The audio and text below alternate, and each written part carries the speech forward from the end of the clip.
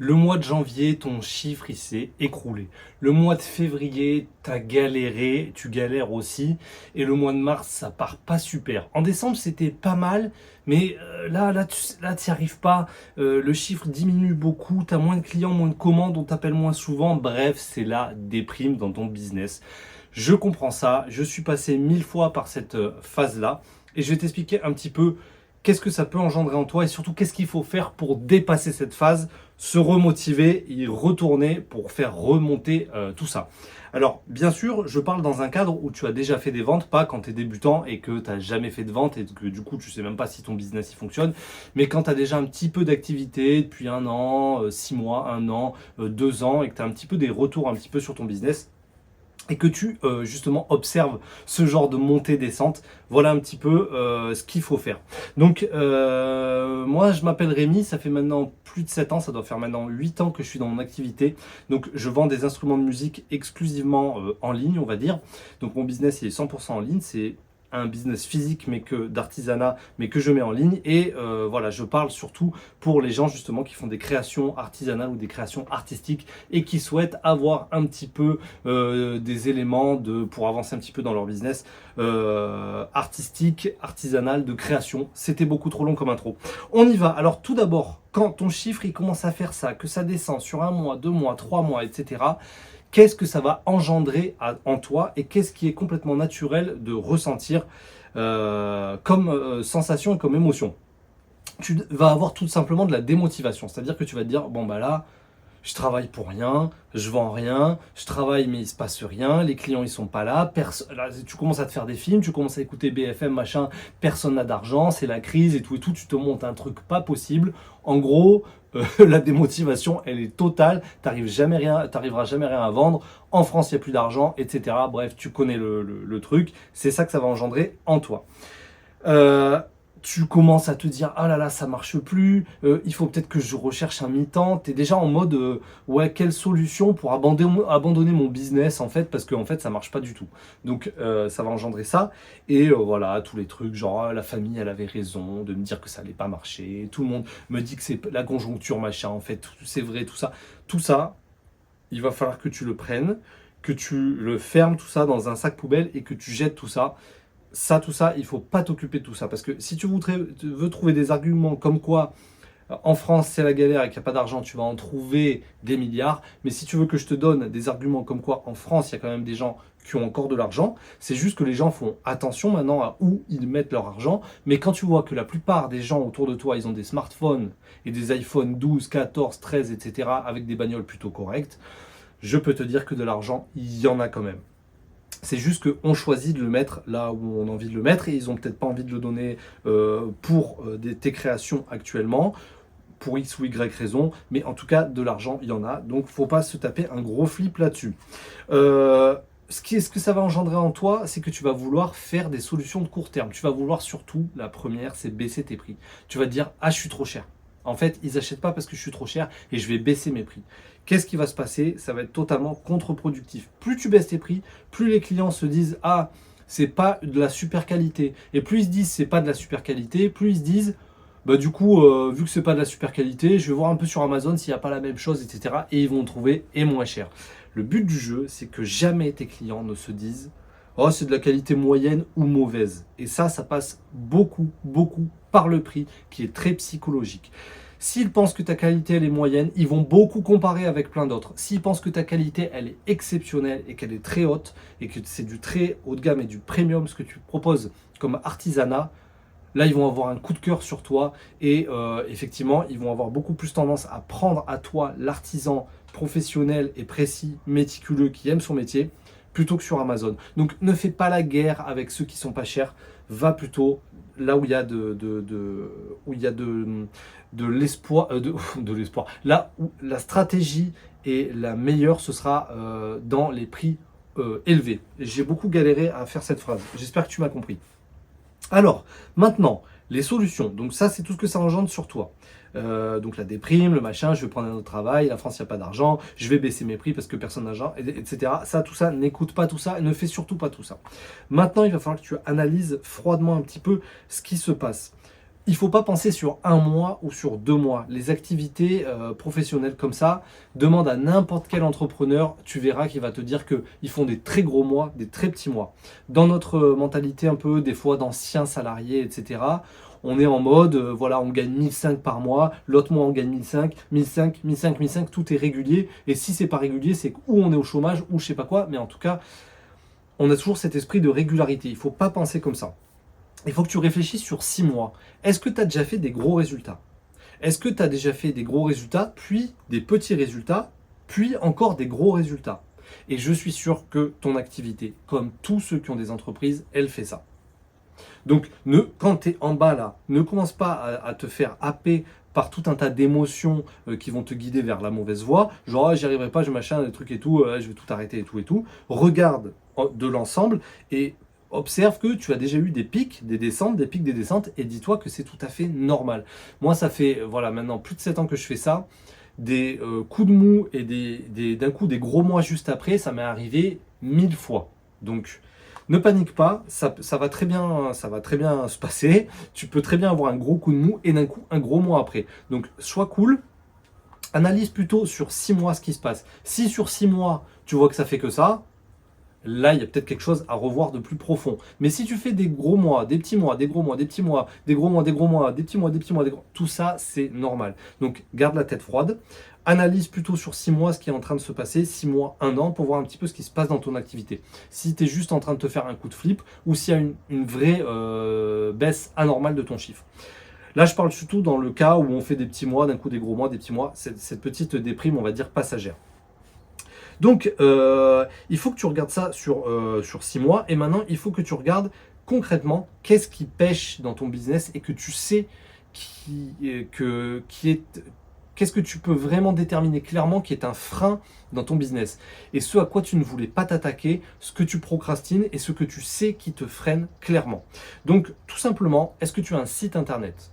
Est-ce que tu as un e-commerce, quelque chose où les gens, quand ils ont vu ta publication Insta, ils peuvent aller regarder les prix, regarder les détails, la taille, la forme, une vidéo, des photos et commander et l'avoir 3 jours après. Est-ce que tu as ce site internet-là? Si tu l'as pas, il faut que tu t'y mettes. Petit message pour ceux que je coach, il faut se mettre à faire ce site internet absolument. Il ne faut pas procrastiner ça, il faut commencer à s'y mettre.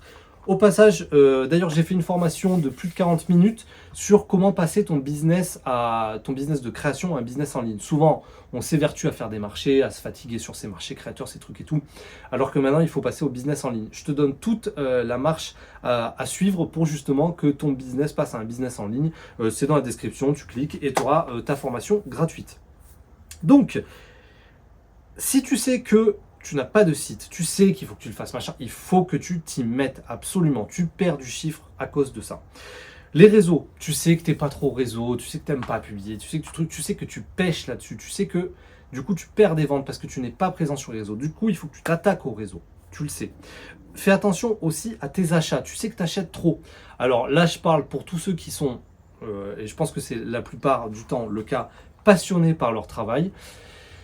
Moi là par contre, par exemple, je suis parti en Afrique pour acheter un petit peu des matériaux, et ben j'ai abusé. Voilà, j'avais pas assez de trésorerie, j'ai complètement abusé, j'étais tellement dans le plaisir de waouh, ça c'est génial, ça c'est magnifique, ça c'est truc, et ça je suis sûr que ça va t'arriver, ça doit t'arriver à toi aussi.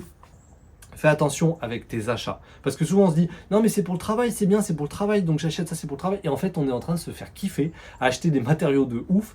Mais en fait, on n'a pas une trésorerie illimitée. Donc fais très attention à tes achats. Détends-toi. Avec tout ce que tu as, déjà, tu peux faire beaucoup de stock. Donc on se calme. Pas besoin d'en acheter des tonnes et des tonnes. Fais gaffe à tes achats parce que c'est ta trésorerie et c'est tes sous. Et ça, c'est très important. Donc, si tu sais que aussi tu pêches par exemple sur les newsletters, tu n'arrives pas à informer tes clients par email de tes promotions, de tes trucs, d'un petit peu ce que tu proposes et tout, parce que tu n'as pas mis en place un système de newsletter. Occupe-toi-en. Toujours pareil, dans l'accompagnement que je propose, je vous explique comment faire tout ça. Les réseaux, le site internet, la newsletter, c'est tout ce que j'explique dans ma formation coaching. Contactez-moi si vous voulez plus d'infos là-dessus. Voilà, donc la newsletter, est-ce que ça pêche? Les produits, le stock, est-ce que tu as assez de produits en stock? Moi par exemple, là, ces mois-ci, j'avais le combo gagnant, c'est-à-dire, j'ai pas publié sur les réseaux. J'avais pas de stock, c'est-à-dire sur mon site internet, tu peux acheter 3-4 trucs, mais c'est tout. Je n'ai pas fait beaucoup de newsletters. J'ai beaucoup trop acheté de matières premières. Voilà, combo gagnant. Donc check bien tout ça, c'est très très très important. Est-ce que justement, voilà, tu as des choses à vendre sur ton site ou tu n'as rien? Dans ce cas-là, il faut que tu produises. Ne déprime pas à te dire oh, je vais arrêter parce que machin. Au contraire, travaille, produis, mets sur ton site internet, sur tes réseaux sociaux, fais des newsletters, avance. Donc, il faut que tu t'attaques à tout ça. Il faut que, voilà, en gros, c'est que tu trouves des raisons pourquoi il y a cette baisse et que tu t'y attaques et que voilà, tu fasses quelque chose pour remonter un peu la pente, pousser le train. Quand on est entrepreneur et quand on fait des mauvais mois comme ça, c'est de notre faute. Il ne faut pas penser tout le temps à la conjoncture, l'argent, le truc et tout, c'est de notre faute. On pêche forcément dans certains domaines et il faut reprendre le train et repousser, faut pousser, le démarrer, le repousser pour repartir de plus belle. Mais c'est à toi de faire cet effort. N'attends pas que les gens reviennent, que les clients t'appellent, etc. Pousse tout ça. Donc, il faut que tu sois offensif. Donc, il faut que tu fasses des relances. Relance les clients, ceux mêmes que tu as la flemme de relancer. Tu sais qu'ils t'ont demandé quelque chose, ils étaient intéressés. Ça s'est arrêté là, relance-les. Alors, t'en es où de ton projet? Est-ce que tu as renoncé à ce que tu voulais que je te propose? Machin, relance-les. Où tu en es? Qu'est-ce que tu fais? Où t'en es? Voilà. Est-ce que tu veux toujours acheter ce produit? Est-ce qu'il y a quelque chose que je pourrais modifier qui fait que tu n'as pas commandé tout de suite? Relance ces gens manuellement. Par téléphone, par DM, sur Insta, sur machin, relance les gens. Fais-leur des propositions. Fais aussi des promotions. Propose des promotions. Essaye d'aller gratter des ventes avec des promotions sur un week-end. Essaye de renouer un petit peu avec la victoire, avec le succès. Ça, c'est plus pour la question mindset, pour te dire ah, ça va, en fait, ouf, j'arrive encore à vendre, je revends des trucs, tout va bien. Donc, il faut que tu ailles chercher des ventes maintenant pour retrouver justement ce goût de la victoire, entre guillemets, on va dire. Relance les gens et aussi relance les retards de paiement. Bon, moi j'ai pas mal de retards de paiement parce que des fois tu avances, tu fais ceci, cela, bref, j'ai des retards de paiement. Relance les retards de paiement et les gens qui doivent te payer absolument. Il faut aussi que tu retournes, que tu reviennes aux racines, à la base de ce que tu sais faire, de ce que tu vends. Et surtout de te reconcentrer sur ce pourquoi tu es vraiment bon et de faire les choses dans lesquelles tu es vraiment le meilleur, on va dire, très très bon artisan. Donc, il faut que tu publies tout simplement aussi sur les réseaux sociaux. Moi, je suis certain qu'à 90% du temps, c'est ça le problème. Moi, c'est ce que j'observe. Dès que j'ai des baisses de chiffres, c'est parce que j'ai des baisses de publications. Moins on te voit, plus on t'oublie, plus on voit les autres et moins on t'achètera chez toi. Il faut que tu publies en permanence. Même si c'est une pauvre photo, un pauvre réel, un pauvre truc, un machin, mais on te voit, on sait que tu es là, tu es toujours dans l'esprit des gens, il faut que tu publies en permanence. J'ai vu sur ces 7-8 ans d'expérience que mon chiffre, il est directement corrélé à mes publications. Je commence à arrêter de publier. Il y a un petit temps de latence parce que depuis 7 ans maintenant, je suis un peu plus connu. Il y a un petit temps de latence, donc ce qui fait que après la descente de mes publications, je continue quand même à faire un peu de chiffre, mais après je la suis forcément cette courbe et je descends, mon chiffre descend comme mes publications. Donc il faut absolument que tu publies en quantité. Pense pas tellement à la qualité, ouais je vais faire un montage de fou, j'ai une idée de dingue, ça va me prendre des 100 ans, etc. Non, pas du tout. Pense à la quantité. Je publie 3 fois par semaine. Dis-toi ça.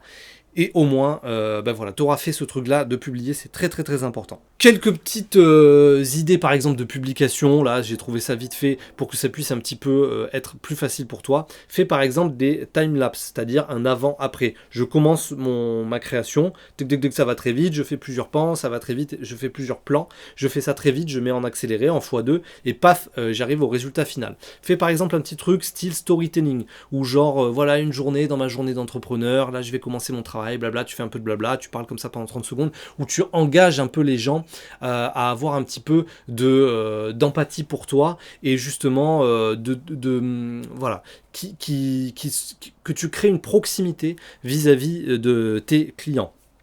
Par exemple, tu peux faire aussi des histoires. Alors, l'histoire de ma dernière création, donc je l'ai faite pour tel client qui m'a demandé tel truc spécifique.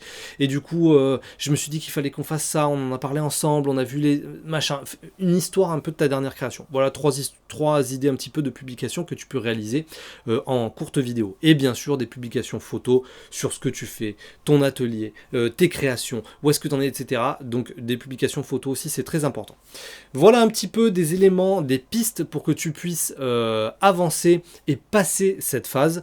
En tout cas, si tu dois garder quelque chose, c'est garde la tête froide, ne déprime pas, garde en tête que tu peux y arriver, que tu peux vivre de cette passion et que tu peux faire des bons chiffres dans le futur parce que tu en as peut-être fait par le passé, ou si c'est pas le cas, tu vas sûrement pouvoir en faire aussi dans le futur.